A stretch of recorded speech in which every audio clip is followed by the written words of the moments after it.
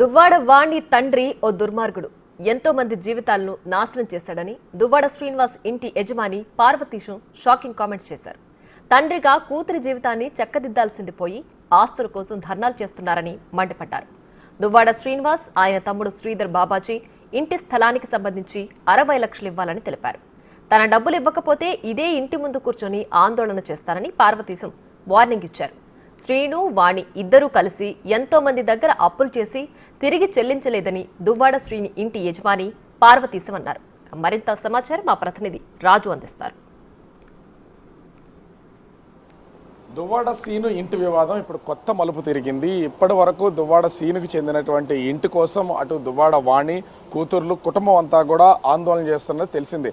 నెల రోజుల నుంచి జరుగుతున్నటువంటి ఈ వివాదంలో కొత్త ట్విస్ట్ ఏంటంటే ఆ ఇంటిని స్థలంతో సహా మాధురికి రిజిస్ట్రేషన్ చేసి ఇచ్చాడు దువ్వాడ సీను. అసలు ఇప్పుడు ఈ స్థల ఓనర్కి కూడా దాదాపుగా 60 లక్షల రూపాయలు చెల్లించాలనేది ఉంది. ప్రస్తుతం స్థల యజమాని చింతాడ పార్వతీశం మాస్టర్ ప్రస్తుతం అంతా ఉన్నారు. మాస్టర్, అసలు ఏంటి మీ స్థలానికి సంబంధించి ఇంతవరకు డబ్బులు సెటిల్ అవ్వలేదు అంటున్నారు. నిజంగా మీ దగ్గర కొన్నారా లేకపోతే కొన్నారనే అగ్రిమెంట్ ఉందా ఏంటి అసలు? కొన్నాం అనేది ఆగస్టు 8, 2023లో వాళ్ళు రిజిస్ట్రేషన్ చేయడం జరిగింది. నేను మా అబ్బాయి మా గుమస్తా ముగ్గురు కలిపి రిజిస్ట్రేషన్ చేయడం జరిగింది. దానికి సంబంధించి అమౌంట్ అబ్బాయిది అమౌంట్ ఇవ్వడమైంది. నా అమౌంట్కి చెక్కులు ఇచ్చారు. చెక్కులు ఇచ్చిన తర్వాత పేమెంట్ ఇచ్చేస్తామన్నారు. అలా ఇల్లు కట్టుకుంటున్నారు కాబట్టి నేను అలాగ మానవతా దృక్పథంతో విడిచిపెట్టాను. సర్లే కట్టుకోవాలి. తర్వాత ఇప్పుడు ఏంటంటే ఆ సైట్ మీద కోట్ల కొలది ఆస్తులుండి ఇల్లుండి ఆ సైట్ మీద వచ్చి భార్య పోరాడడం అనేది తప్పు. అసలుకి ఆమె మొదట్లోటే భర్తను బయట పెట్టకపోవలసింది. ఎప్పటికీ ఎండిపోతే ఆస్తులు తదనంతరము తన కుమార్తెలకే వస్తుంది కదా, తను ఎవరికి అమ్మేయలేడు కదా, ఆమె ఇచ్చేయలేడు కదా, తన బతుకు కోసం నిర్మించుకున్నటువంటిది. దాన్ని రాజకీయం చేసి మీరు మరో కోణంలో రాజకీయ కోణంలో చూస్తూ ఆఫ్కోర్స్ మీకు పదవులు కావాలి కాదనో, మీరు ఎవరిని ఎదగనివ్వరు. మీ తండ్రి దగ్గర నుంచి రాజకీయ చరిత్ర మేము చూస్తున్నాం. ఏ ఒక్కరిని ఎదిగే పరిస్థితిలో మీరు లేదు. మేమంటే మేము దొరలమంటారు. మా దృష్టిలో మీరు పనికిరాని దొరలు. ఏమిటి బజారు పాలు ఇవేళ మా సామాజిక వర్గానికి మీరు మన సమాజ వర్గానికి ఏమి సందేశాన్ని ఇస్తున్నారు? మీరు ఏమిటి న్యూసెన్స్ చీకొడుతున్నారు. ఏంటి పరిస్థితి మాకు చాలా బాధగా ఉంది. నా అమౌంట్ అంటున్నారు మీరు.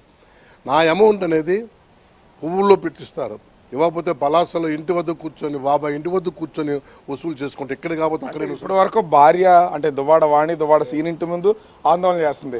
అంటే నా డబ్బులు రాబట్టుకోవడం కోసం ఇప్పుడు మాస్టర్ కూడా పార్వతీశం గారి ఇంటి ముందు కూర్చోవాల్సిందేనా? నేను కూడా తప్పదు. అవసరం అనుకుంటే ముందు పలాస వెళ్తాను, బాబా గారు తీసుకొస్తాను. నాకు ఆ ఫిల్టర్ పట్టుకొని తెచ్చి వసూలు చేసే దమ్ము ధైర్యం నాకు ఉన్నాయి.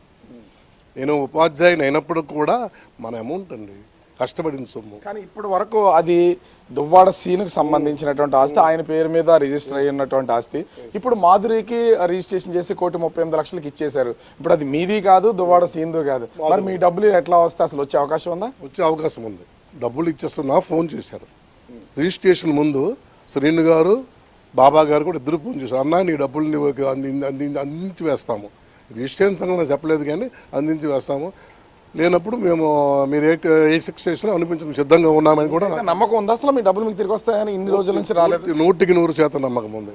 నాతో పాటు చాలా మంది ఆర్థికంగా ఇబ్బందుల్లో ఉండి ఇచ్చారు, వాళ్ళకి అప్పులు ఇచ్చారు. అంటే ఇప్పుడు ఇక ఆ ఇంటికి సంబంధించి దువ్వాడ సీన్కి ఎటువంటి సంబంధం లేదనేది మాధురిదే ఉంది.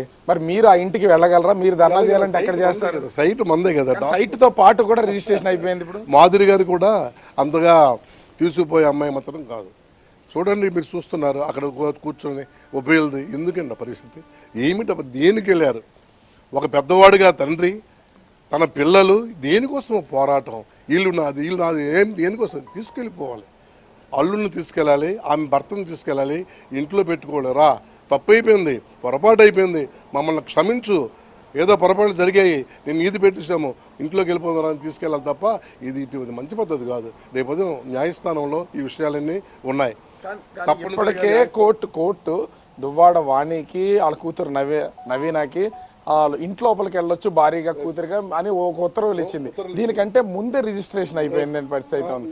మరి ఇప్పుడు ఆందోళన వాళ్ళు ఎక్కడ చేస్తారు? వస్తే వాళ్ళు పోలీసులు అరెస్ట్ చేస్తారు, కూడా తతంగా నడుస్తుంది. దీని మీద ఏమంటారు? రేపు మీరు కూడా అక్కడే కూర్చొని ధర్నా చేయాల్సిన పరిస్థితి ఉంది. తప్పనిసరిగా ఉంది. కానీ ప్రజెంట్ కోర్టు ఏమని ఇచ్చింది? వీళ్ళతో పాటు జీవించమని ఆ ఇంట్లో ఉండను ఇల్లు ఆల్రెడీ 6 కోట్లు అంటున్నారు, 8 కోట్లు అంటున్నారు, మనకు అనవసరం, ఆల్రెడీ ఇల్లు ఉంది. ఆ ఇంట్లో నివసించమని కోర్టు ఇస్తుంది. కానీ ఎక్కడో ఉన్నటువంటి ఇంట్లో వెళ్ళి దువ్వాడ సీన్ ఎక్కడ ఉంటే అక్కడే. దువ్వాడ సీన్ అనేవాడు నిజమైనటువంటి ఎమ్మెల్సీ అయితే వచ్చి ఇంట్లో నివసించాలి. మాధురికి ఎప్పుడైతే అప్పుకి తీర్చిచ్చాడో ఈ ఇంట్లో నివసించి ఇక్కడ నుండి ఇద్దరు కూర్చొని సెటిల్మెంట్ చేసుకోవాలి. అంతేగాని ఈవేళ మజారీగా అక్కడ ధర్నాలు, ఇంకొకటి ధర్నాలు, వీళ్ళు ఏంటండి? పలాసీలు ధర్నా చేయొచ్చా? పలాసీ వెళ్ళి దౌర్జన్యం చేయొచ్చా? అత్త మీద దౌర్జన్యం చేయొచ్చా? పిల్లలు వెళ్ళి నాన్నమ్మ మీద దౌర్జన్యం చేయొచ్చా? అది ఎంతవరకు సభ్యతగా ఉంది? పలాస తన తమ్ముడి ఇంటి దగ్గరికి వెళ్ళి తన తల్లి దగ్గరికి బతుకుతుంటే అక్కడికి వెళ్ళి దౌర్జన్యాలు. ఎన్ని ఇంట్ల మీదకి వెళ్ళి దౌర్జన్యం చేస్తారు?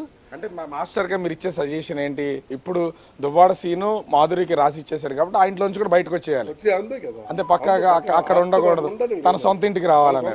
తన సొంత ఇంటికి రావాలి. అక్కడ ఏంటి పని అండి? అక్కడ ఏంటి మాధురి? ఇప్పుడు అక్కడ మాధురి ఇల్లు మాధురికి అప్పొచ్చి మాధురి రిజిస్ట్రేషన్ చేసిన తర్వాత నేను కూడా వెళ్ళి అడుగు, నేను దువ్వాడ శ్రీనికి బాబాకి అడిగే హక్కు నాకు తప్ప, కానీ అక్కడికి వెళ్ళి పోరాడే హక్కు లేదు. కానీ ఏమిటి ఇవి ట్విస్ట్ అని, కొత్త ట్విస్ట్ అని అక్కడ నేను వెళ్ళడం జరిగింది. ఆ సమయంలో మన వాళ్ళందరూ కూడా నన్ను ప్రశ్నించడం జరిగింది. ఈ న్యూస్ మంచిది కాదు. నాకు వాళ్ళ అమ్మాయి కూడా అడిగితే ఒకటే అన్నాను, ఎంత మంచిని తినేశారో మీ కుటుంబాలు ఒక్కసారి పునఃపరిశీలన చేసుకోండి ఇంటికెళ్ళి అని చెప్పాను నేను. కానీ దువ్వాడ వాణి ఇది ఒక ప్లాన్ ప్రకారమే చేసి కావాలని రాసేస్తున్నాడని ఒక విమర్శ చేస్తుంది, ఏమంటారు మీరు? అది తప్పండి. అది ప్లాన్ ప్రకారం ఏం రాయడం అండి? ఎందుకండి తాళం వేయాలి? తాళం ఎందుకు వేయాలి చెప్పండి? ఇంటికి తాళం వేయడం ఎంత నీచమండి. ఇప్పుడు మీరు బయటకు వచ్చారు, ఇంటికి వెళ్ళిన తర్వాత తాళం వేస్తే ఎంత బాధ అనిపిస్తుంది. ఏంటి రాసేస్తాడు? ఎందుకు రాసేస్తాడు? ఎక్కడిది ఆస్తి? ఏంటి లేదన్నారే, సిల్లిగాబా లేదన్నారే, మరి ఎక్కడిది ఆస్తి? ఎక్కడ అలాగొచ్చింది? ఎవడిని దోసుకున్నారు? ఏ కార్యకర్తలు మీరు దోసుకున్నారు? ఇప్పుడు వాళ్ళు అనుకున్నటువంటి నా గుమస్తా వాళ్ళు అనుకున్నాడు వారణాసి గోవిందరావు, ఆడి 1,50,00,000 వీళ్ళు ఇవ్వాలి, మొగుడు పిల్లలు. ఎప్పుడు ఇస్తారు మీరు డబ్బుని? ఆడికి ఆడి వేళ ఊరొదిలి పారిపోయాడండి. ఈ అప్పులు పడలేక వీళ్ళ బాధపడలేక ఊరొదిలి పారిపోయాడు. వైజాగ్లో, చెన్నైలో నివసిస్తున్నాడు కుటుంబంతో. తన పిల్లలు, తన తండ్రి, తన జబ్బుతో పడి ఉన్నటువంటి తల్లిని కూడా తీసుకుని ఊరొదిలి పారిపోయాడు. మీ పరిస్థితి, మీ ఇద్దరి పరిస్థితే, మీ భర్త భార్యలు చేసినటువంటి విధానం కాదంటారా? ఛాలెంజ్ చేస్తున్నా నేను, రమ్మనండి. అంటే దువ్వాడ సీను దువ్వాడ వాణి ఇద్దరు చాలా అప్పులు తీసుకున్నారు. చాలా మంది ఇద్దరు కుటుంబాలు నాశనం చేశారు, చాలా మంది నాశనం చేశారు. వాళ్ళ ఇంటికి పిలిపించి నాపై కోర్టు కేసులు, పోలీస్ స్టేషన్ కేసులు పెట్టి నా తమ్ముడిపై ఏసీపీ ట్రాప్ చేయించారు. ఆడి చేత తండ్రి ఒక జీవితాన్ని నాశనం చేశారండి. ఆడి ఆత్మ వీళ్ళ ఇంటి చుట్టూ తిరుగుతూనే ఉంటుంది. ఫాదర్ మా తమ్ముడు జోగారావు చేత ఒక ఏసీపీ ఎంపీపీ ఉండేటప్పుడు ఏసీపీ ట్రాప్ చేయించి ఆ కుటుంబం ఆత్మహత్య చేసుకుంటాండి.